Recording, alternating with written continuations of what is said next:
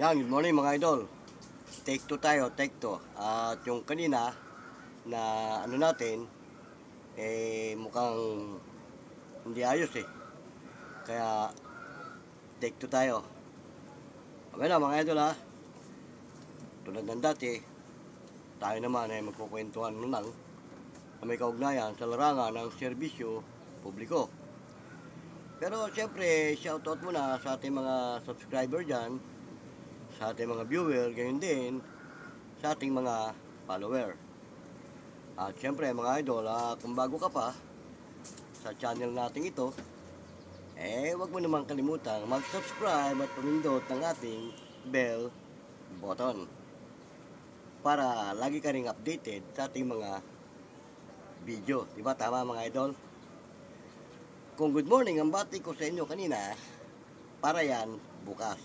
Pero ngayon, binabati ko kayo ng isang magandang hapon dahil tanghali na. Afternoon na. Paglagpas ng 12, afternoon na yun, di ba mga idol? Kaya nga, binabati ko kayo ng isang magandang hapon saan man kayong lupalop ng ating bansa naroroon. Mapa Luzon, Visayas, Mindanao, ay binabati ko kayo ng isang magandang hapon. Pero mga idol, tulad pa rin ng dati, tayo naman ay magkukwentuhan lamang na may kaugnayan sa larangan ng serbisyo publiko. Dahil alam niyo naman mga idol, itong inyong lingkod, si Boyet, nasa larangan ng serbisyo publiko. Meron lang akong isi-share sa inyo mga idol na naging experience ko sa pagbabiyahe mula sa Bataan pauwi dito sa amin sa Makati. I-share ko lang sa inyo para kung sakaling ma-experience nyo rin ito, alam nyo na kung ano ang sistema, di ba tama? Ganito yun mga idol. Noong mga nakarang araw, galing kami ng Bataan at balak naming mga lakal doon ng mga prutas para inegosyo dito. Kaya nga lang mga idol, taliwas na pagdating namin doon, tapos na pala ang kanilang harvest o pag-aani.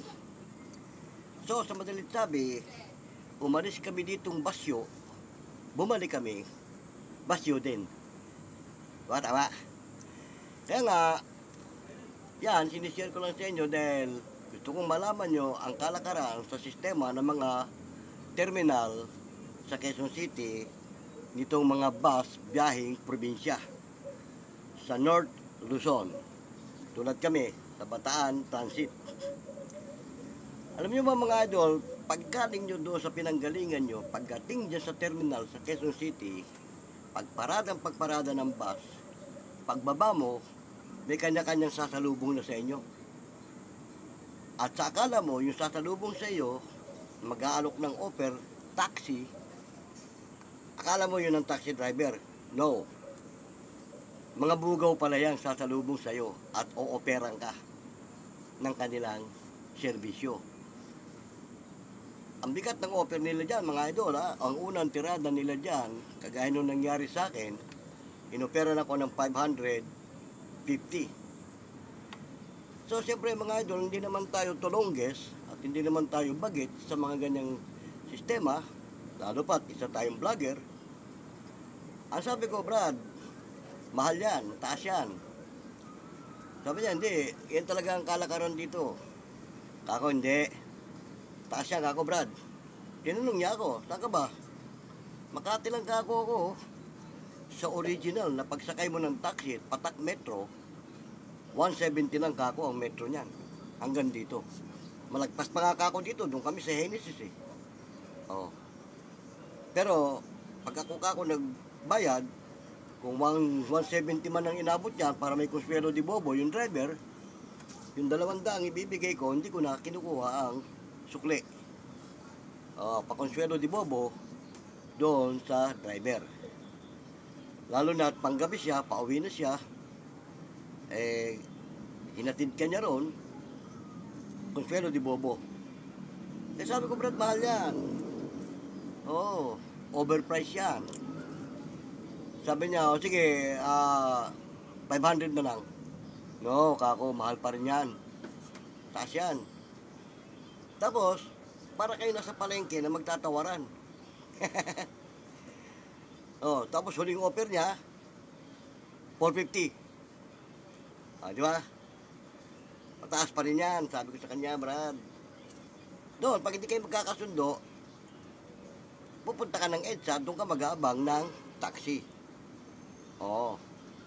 Ganun pa man, pag hindi kayo nagkasundo, operan ka pa rin, hakaw-tin nila yung gamit mo, papuntang EDSA, kasi medyo may kalayuan din eh. Mga kulang-kulang kalahating kilometro din eh. Pero ang kagandahan lang, wala kang problema sa paghakot ng gamit mo. Ang problema lang, baka may maiwan o may makaligtaan isa sa mga gamit mo. Ayun ang magiging problema mo doon. Di ganun nga. Sabi ko, mahal yan kako pare. Sabi niya, ganito na lang sir, Makati ka naman pala eh. 400. Pinag-isipan ko, pinag-aralan ko. Kasi nung una kaming bumiyahe, ganun din ang naging offer sa amin, 400. Sabi ko, sige, call. Go. Ayun. So, akala ko, siya mismo ang taxi driver. Kasi yung nakaano ko nung una kaming bumiyahe, yung mismo taxi driver siya eh. Pero to, hindi pala.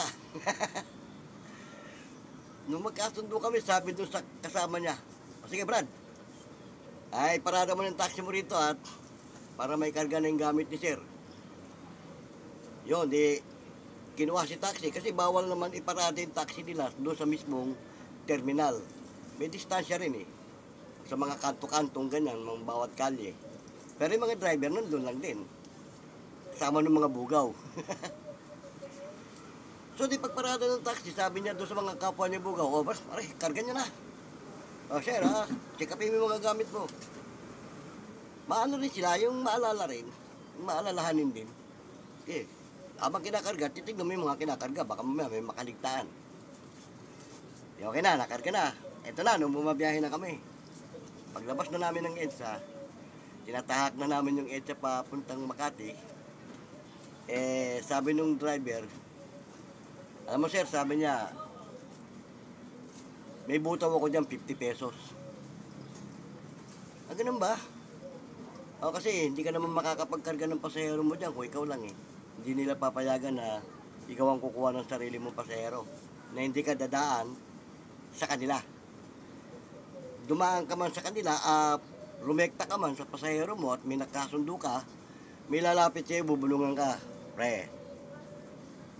alam mo na yun. Hindi ibig sabihin nun, magbubutaw ka pa rin. 50 nga ang butaw nila pala dyan. So, nagkasundo kayo sir sa 400. Bale, ang kikitain ko na lang dyan nasa 350 na lang. Kasi nagbigay na ako ng 50 sa kanila eh. Ganun ba kako? Kaya pala kako, porsigido sila na makakuha ng pasahero. Diyan sabi niya sir, pag Balatuba ka magbigay ng butaw, hindi ka kagad nila bibigyan ng pasahero. Kasi karamihan dyan, bago magbigay ng butaw, pag nakabiyahe na, pagbalik, at saka sila nagbibigay ng butaw. At hindi naman pwedeng hindi ka magbigay ng butaw kapag ikaw nakakuha ng pasahero dyan dahil hindi ka na makakabalik dyan. Baka pag nakonsultahan ka pa nila may masamang mangyari pa sa'yo. Pero sabi niya okay naman sila at game naman para din naman kami magkakapatid dyan na ganun, kalakaran na yan dyan eh. Kaya kumbaga kung anong kalakaran, ride on ka lang. Ganon. Kaya mga idol, kinukwento ko lang sa inyo dahil kasi naging experience namin yan. Malimit kami bumiyahe ng Bataan kasi. Pero ang kagandahan lang kasi dyan nga, wala ka lang kahirap-hirap pagbaba mo. Kasi kung magka-carousel ka, kukontratahin ka rin ng mga bugaw dyan, ihahatid ka doon sa carousel, babayad ka rin. Baka pinakambabang bayad mo, mga 150 o 100. Di ba? At pag sa carousel naman, hindi ka naman din makakababa sa gusto mong babaan. Point to point. May terminal din sila, na doon sila paparada. Di pagdating doon, another taxi ka rin. May mga bagahe at may mga dala ka. Di rumekta ka na galing doon sa terminal nila para wala ka ng problema. Noon mga idol, sinishare ko lang sa inyo yung kalakaran dyan para kung sakaling bagito ka, first time ka lang nakaranas ng ganyan, hindi ka na magtataka na ganyan pala talaga ang kalakaran. Sasalubungin ka dyan, bawat pasahero bumababa, may kanya-kanyang lumalapit eh. kakausapin. Pero hindi yun ang mismong driver ng taxi. Dahil kasi may patakaran sila dyan, silang kukuha ng pasahero. Kung ikaw taxi driver, silang kukuha ng pasahero para sa'yo. Kaya lang, yung butaw, kailangan magbutaw ka. Di ba? Pero okay naman din kasi, yung nga, yung taxi driver, yung bugaw na nakausap ko na sinabi kong mahal ang katiwiran niya ganito Akala ko nga kasi siya ang taxi driver. Sabi niya kasi ganito yan sir hapon matraffic, sasagupain na natin ang traffic. Matatagalan tayo, abala. Diba? Tapos, nakakainip yung mga ganun. At baka pagbalik, gagabihin na. Kahit malapit lang yan sir, pag inabot tayo ng traffic dyan, siyam-siyam tayo dyan. Bagay, may katuwiran siya. Totoo yun, yung EDSA, number 1 matraffic yan Yan nga yung pinahulaan noon na, ano daw ang pinakamahabang, yung paradahan Yung pala, yung EDSA, pinakamahabang paradahan ng sasakyan. Lalo pa, nung hindi pa nauso yung point to point. Ang daming bus, nako. Pero ngayon, medyo maluwag na ang traffic dyan kasi nga, ang karamihan bumabiyahe dyan, mga kotse na. Mga private, bihira na yung mga bus. May bus man, may sariling linya. Yan mga idol kinukwento ko lang sa inyo para kung sakaling may experience nyo yung ganyang pangyayari, galing kayo sa probinsya o saan man kayo pumunta, alam nyo na, pag may lumapit sa inyo, expected mo na hindi yan talaga ang driver. Kung may mga driver dyan na rumirekta, na kakausapin ka, pero may pahintulot na yung mayor na bugaw, sige, kaya yung ano namin huwag mo kalimutan, ganon. Di ba? Tama mga idol. Yan. Dagdag natin mga idol sa kwentuhan natin ito, yung tungkol sa ating mga idol dyan na ghost explorer o yung mga ghost hunter. Alam nyo ba mga idol, yung mga idol natin na mga ghost explorer, napapanood ko yung kanilang mga content, abay talaga namang kung matatakotin ka at magugulatin, talaga matatakot ka sa mga sistema ng kanilang mga ini-explore dahil mga abandonadong lugar yan.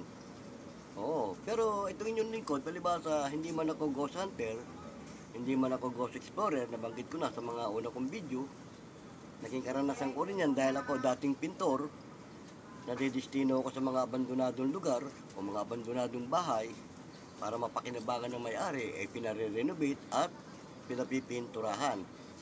Talagang totoo yan mga idol, kapag isang lugar ay abandonado na, pinamumugaran yan ng kung ano-anong mga elemento. Pangunahin na dyan yung mga masamang espiritu na pinaghaharian ng Diablo.